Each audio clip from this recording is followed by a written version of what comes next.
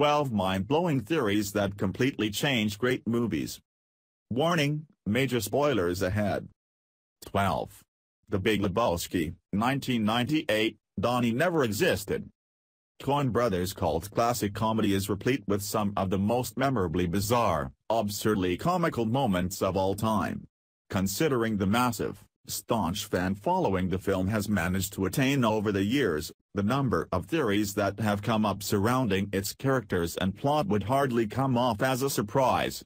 The most well-known, however, happens to be the ghost theory, which suggests that Donnie never existed throughout the film and was just imagined by Walter. He must have been a longtime friend of his during his Nam days, or perhaps even an alter ego of his. His attachment to the character is made clear in the hilarious funeral scene, and the theory makes sense as Walter is the one who seems to talk to him the most. 11. The Dark Knight, 2008, the Joker was a soldier. One of cinema's most iconic villains of all time, the Joker, is a character far more complex than an average, cartoonish supervillain with no real depths. His emotional scars and psychological traumas make him a character we could all empathize with and frighteningly even relate to. Countless theories have explored the Joker's character arc in many number of ways, but the most interesting one suggests that he was a war veteran in the Middle East, and it's his witnessing of the complete annihilation of human civilization that made him an agent of chaos. It's quite a fascinating theory, as his utter contempt for rules becomes very clear from the film. 10. Birdman, 2014, Birdman was real. Perhaps not the most popular theory surrounding Birdman, but one thing that seems to be pretty clear in retrospect is that in art to blurs the line between who's real and who's hallucinatory. Birdman was probably the real guy and Trigon Thompson was his alter ego. The film's closing shot implies that he finally flew away from the clutches of expectations, escaping into his own real self. Regan was everything Birdman could never become, but perhaps deeply desired to become one day. And it's this defeat and acceptance of being unable to fathom the absurdities of modern world and being bounded by his own expectations that made him escape into his own reality. 9. Back to the Future, 1985, The Suicide Theory. Robert Zemeckis' Back to the Future is a nostalgic trip back to childhood and one of the most memorable fantasy films of all time. With a very simple plot and a straightforward narrative, there isn't a lot to conclude or interpret from the film, but an interesting theory surrounding the film suggests that the Doc was a character far more complex than what his cartoonish demeanor suggests. He has devoted all his life to science and experimentation. His constant failures have bogged him down, and his DeLorean time machine was the one experiment he worked hard for all his life. He stands in the way of the car while testing just so that he gets killed in case the experiment fails, as he couldn't stand more failures. 8. Pulp Fiction, 1994, The Briefcase contains Marcellus Soul. Pulp Fiction is just cinema at its most exciting. Quentin Tarantino seamlessly blends a wide range of cinematic elements, from pop soundtrack and catchy dialogues to gripping storyline and an intriguing non-linear narrative to craft a high-voltage, entertaining piece of cinema that just never gets old. The famous briefcase in the film is never really revealed to us, and after a first viewing of the film the only thought that consumes us is this: what was really in the briefcase? Many theories have suggested that the briefcase contains Marcellus Soul. The theory seems to fit in well enough when you look at the explicit references that Tarantino makes here. Jules' iconic Bible quotes, the 666 combination, and Marcellus' desperation to have it back makes it look like he is in quest for redemption, and there was no better man to deliver the briefcase than Jules himself, who seems to be going through a similar phase in life as well. 7. Taxi Driver, 1976, Travis Bickle dies at the end. Yes, another obvious pick for the list. The image of a blood-soaked Bickle gesturing the act of shooting himself in the head remains fresh in the minds of every cinephile. The ending of Taxi Driver shows Travis Bickle, after having recovered from his injuries, getting back to work and is now hailed as a hero by the press and public.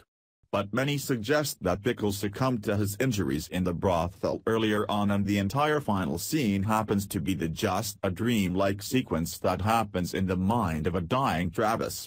The theory makes sense considering the dark, disturbing tone that the whole film maintains throughout. 6. Memento, 2000, Leonard is the killer. A generation of teenagers worship Christopher Nolan as the god of intelligent blockbuster cinema. But long before the blockbuster madness took over, Christopher Nolan was a fierce, raw creative genius. And Memento embodies every aspect of Nolan's cinematic prowess. Using a reverse chronology narrative, Nolan examines the human psyche through Leonard Shelby, an amnesiac man trying to hunt down his wife's murderer. Nolan implies that it was Leonard himself who killed his own wife. We are given clues regarding the identity of Sammy Jenkins. There is a scene in one of the black and white sequences where Leonard talks about Sammy on the phone, and in the flashback sequence, we see Sammy sitting in a chair in a hospital. As a guy walks by, the screen blacks out, but if you look closely, you can see that it was Leonard sitting there. Leonard made up the story to cover up his guilt and has since been living in a state of perpetual denial. 5. The Usual Suspects, There is no Keyser Söze. Kevin Spacey's verbal kink stunned as he walked outside Agent Hugen's office, dropping his limb, flexing his hand and smoking a cigarette. The ending implies that Verbal himself was Keyser Söze, and the entire convoluted mess of a story he told Agent Hugen was just one big lie. But perhaps there never really was a man named Keyser Söze. It's probably just a name used by several people. It could have been Ken, it could well have been Kobayashi, or just about anyone. The point was to create this enigmatic horror that scares and fascinates people. The film is just cinematic manipulation at its best. 4. Mulholland Drive, Betty and Rita are lovers. There is no specific explanation for the entirety of Mulholland Drive's plot, well, if at all there's one. But the more I think of it, the film speaks to me as a heartbreaking tale of romance and lost desires. Lynch crafts an exquisite cinematic labyrinth of dreams and reality as we are left open for a wide range of theories and interpretations on what the film was all about. The optimist in me would love to believe that the Betty and Rita were the real characters and were lovers caught up in the city of dreams and desires. Diane was everything that Betty feared she would turn out to be. But what remains is this, a love story amidst searing dreams. One blossoms. One fades out. 3. Cash, 2005, We never know who sent the tapes. The famous closing shot in Michael Hong's Cash shows us two characters in the extreme left to the corner of the frame who aren't supposed to know each other. They are the sons of Majid and Georges. Many theories have suggested that the two of them concocted a plan to confront Georges with his haunting past, and the conclusion can be viewed as an optimistic take on racial and ethnic unity. However, throughout the film we are not aware of what we are watching and from whose POV are we looking at the scenes. The final shot, like the opening one, could just be another POV shot watched by someone. Maybe there's someone else. Maybe George's past wasn't as simple and easy as he slapped it off. But we never know who's watching it. Maybe it's Hong himself. But that's precisely the point. Someone is always watching our actions. 2. The Master, 2012, Freddie and Lancaster are lovers. The Master is exactly the kind of film that gets better on every viewing. It's almost Kubrickian in scope and ambition. The Master might just be Paul Thomas Anderson's most inaccessible film. It has a very straightforward plot with no gimmicky plot devices infused, and yet you wouldn't know what really to make of the film.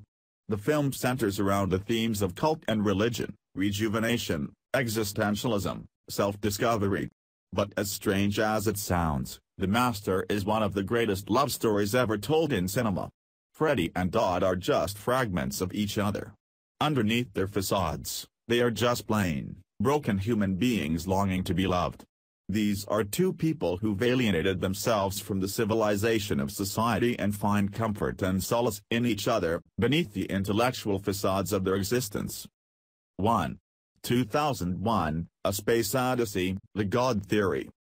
The most obvious entry on the list.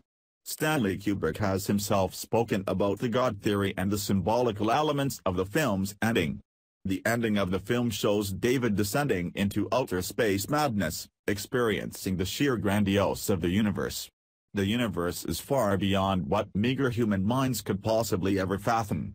In a way, the film is highly optimistic about the future of human life and technological advancements. But it mocks our inquisitiveness to try and understand the inexplicable intricacies of our universe. There is no physical depiction of God in this film, but it shows God as a presence, as an enigmatic force that controls every aspect of our existence.